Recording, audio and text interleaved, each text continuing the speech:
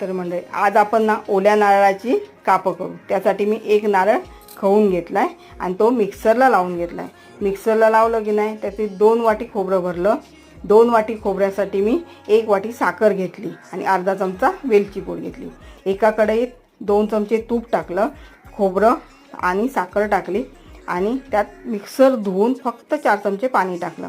यात दूध वापरू नका, कापं टिकत नाहीत। तोपर्यंत एका पोलपाटला मी तूप लावून घेतलंय आणि हे सारण जसं घट्ट होईल ना तसं वेलची पूड टाकायची आणि हे सगळं सारण पोलपाटवर काढून घ्यायचं आणि एका बटर पेपरला तूप लावायचं आणि मस्तपैकी प्लेन करून घ्यायचं। आणि हे सारण ओलं आहे ना तोपर्यंत ह्याच्यावर काजू बदाम काय घालायचं ते घालायचं आणि सुरीने बारीक बारीक कट करून घ्यायचं। नाही काय घातलं तरी चालेल। अर्ध्या तासाने मस्तपैकी कापं तयार होतात। अशी नक्की करून बघा।